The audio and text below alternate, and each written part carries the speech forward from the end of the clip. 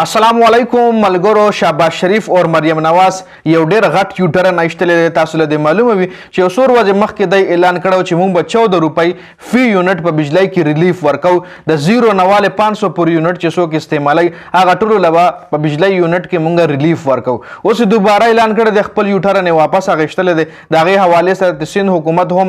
خپل غوښتنه کړې او په هغه باندې هم تفصیلا خبره کو بل په فیصل آباد کې تقریبا 100 نه زیات فیکټریانې بند شوې دي د ګرانۍ په وجه باندې او د بجلی مهنګۍ په وجه باندې دا اوس ملک لسومره نقصان ورکول شي په دې باندې هم تفصیلا خبره کو زموږ ملک کم طرف ته روان دي سیاسي حالات په وجه باندې په هغه باندې هم تفصیلا خبره کو نو ویډیو خپل هم مکمل وګورئ او مخکې ملګرو سره ضرور شریک کړئ ټول نه پهلا شهباز شریف تی په یوټرن باندې خبره کو شهباز شریف تی مخکې ویلو چې د 1 نواله 500 پر یونټ څوک هم خرج کړي نو هغه ته موږ په بجلی فی یونټ کې 14 روپۍ ریلیف ورکو چې هغه د 45 روپۍ چې کم دی وای موږ د خپل بجټ نه مختص کړي صرف د پنجاب خبره کوم دا اعلان د ټول پاکستان ته نو کړي صرف پنجاب د پاره دا اعلان کړو اوس یوټرن اشتره د چې نه 201 نواله 500 پر یونټ چې څوک استعمالي نو ایله موږ مطلب ریلیف ورکو غریب خلکو ریلیف نشته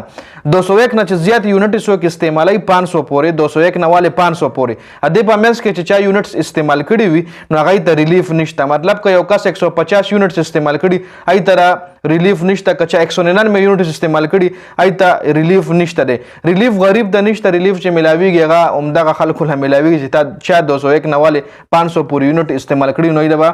14 روپۍ فی یونټ چې کم دی ریلیف ورکول کیږي او دا صرف د پنجاب د لپاره دا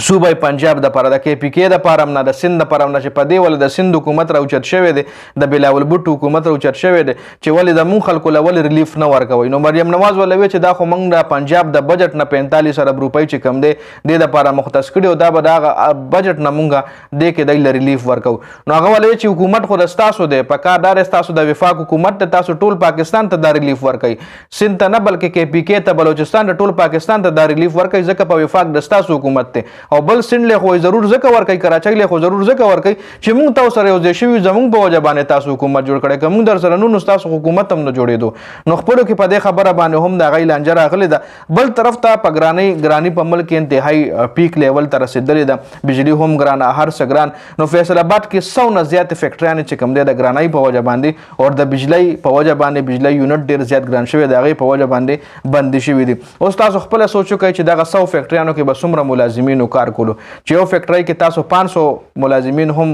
ایوریج ورواچوي فیکټری غټه فیکټری کې 500 نه 200 ورواچوي نو 100 په 200 کې ضرب ورکړي دومره خلک چې کم دي د ګرانۍ په وجه باندې بیروزګار شو یو طرف ته پاکستان د غریب عوامو انکم نشته دی او بل طرف ته مهنګۍ چې کم در پاکستان کې پیک لیول ته رسیدلې ده سړی چې کم دی د بجلی بل نشي داخله نور خو لا هر څه پرېده خوراک څښاک خو لا پرېده د بجلی بل سړی نشي داخلولی په خپله مزدورۍ کې دا د پاکستان حالات شو د دې خلکو په وجه باندې نو دا په دې ویډیو کې اپډیټ سو خپل رای په کمنټ کې ضرور شریک کړئ د ویډیو کتلو زیاته مننه جی والسلام